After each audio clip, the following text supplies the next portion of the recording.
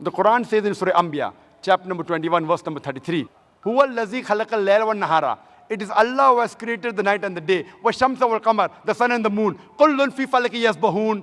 Each one traveling in an orbit with its own motion. The Arabic word yasbahun describes the motion of a moving body. And if it's talking about a celestial body, it means that this sun and the moon, besides revolving, it's also rotating about its own axis. And today science tells us that the sun takes approximately 25 days to complete one rotation. Imagine what I read in school. I finished my school in 1982. Sun was stationary. 1400 years before the Quran says the sun rotates. And my science book said the sun was stationary. Today, it has been incorporated that the sun rotates. You ask him, that who could have mentioned this? There'll be a silent pause. Some critics will say it's nothing great that the Quran speaks about astronomy because the Arabs were advanced in the field of astronomy.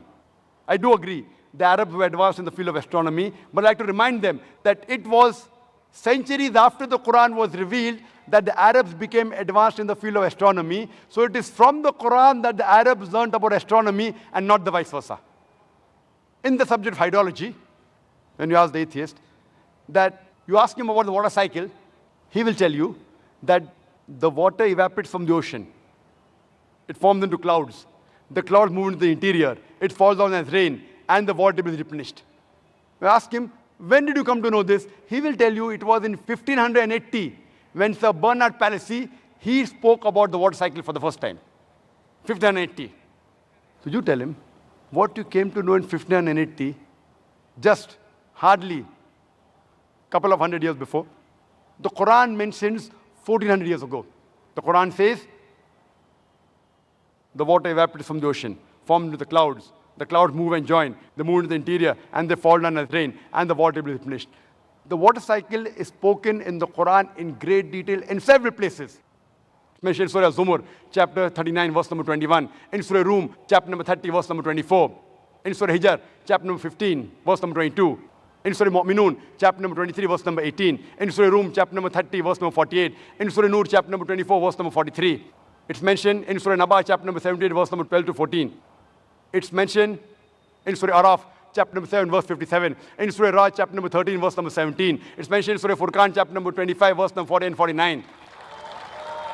It's mentioned in Surah Yasin, chapter number 36, verse number 34. It's mentioned in Surah Fatir, chapter number 35, verse number 9. It's mentioned in Surah Jasha, chapter number 45, verse number 5. In Surah Qaf, chapter number 50, verse number 9 and 10.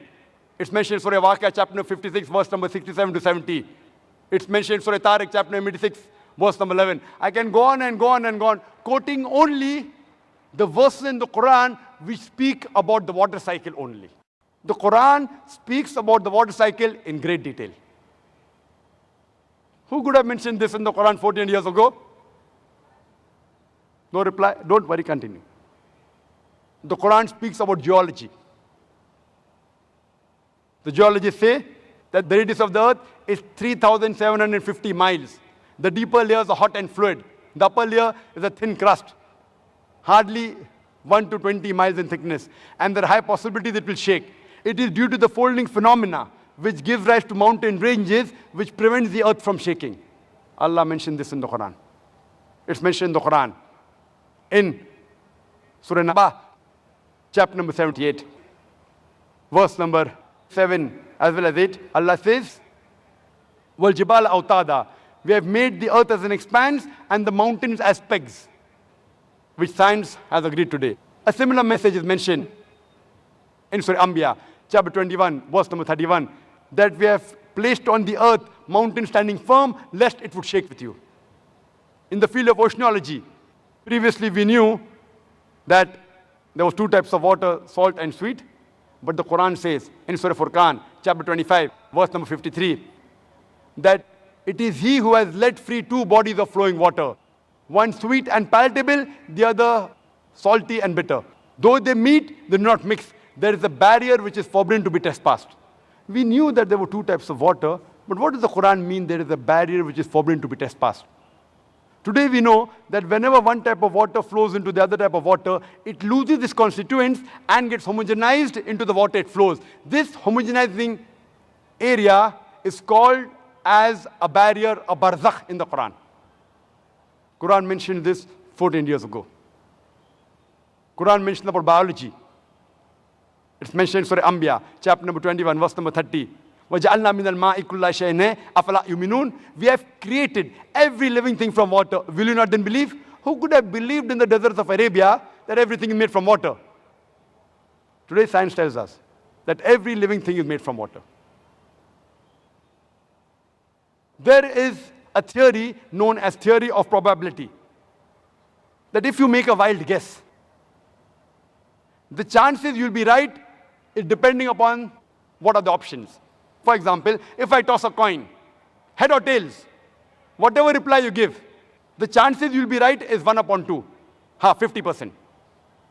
Two options, chances you'll be right is 1 upon 2, 50%. If I toss a coin twice, the chances I'll be right both the times is 1 upon 2 into 1 upon 2, it is 1 upon 4, it is 25%. If I toss a coin thrice, the chances I'll be right all 3 times is 1 upon 2 into 1 upon 2 into 1 upon 2, it is 1 upon 8, 12.5%. If I throw a dice, the dice has got 6 sides. The chances if I make a wild guess it will be right is 1 upon 6. Now if you apply this theory of probability, that someone made a wild guess, for example, what is the shape of the earth? You can think of 10 things. Flat, square, rectangle, triangular, hexagonal, on and on, maybe spherical. The chances if you make a wild guess it is spherical, it will be right is 1 upon 10. If you ask a person, the light of the moon, is it its own light or reflected light? If he makes a wild guess, chances he'll be right is 1 upon 2. The chances that both are right, the shape of the earth and the light of the moon is not its own light, is 1 upon 10 into 1 upon 2 is 1 upon 20. That is 5%. All living creatures made of what? You can think of 1,000 things. Sand, iron, tin, wood, on and on, maybe even water. Chances you make a wild guess and one is right is 1 upon 1,000. Chances all 3 are correct. Shape of the earth is spherical. Light of the moon is reflected. Everything made from water is 1 upon 10 into 1 upon 2 into 1 upon 1,000. Is 1 upon 20,000. Is 0.005%. Only in 3 scientific facts, it's 0.005%. I've already mentioned several. And if you read my book, there are hundreds. There are many things. Quran speaks about botany. In Surah Ra'd, chapter number 13, verse number 3, that all the fruits are created in pairs, in sexes male and female. Quran says in Surah Taha, chapter number 20, verse 53, that the plants are made in sexes male and female, which you came to know recently.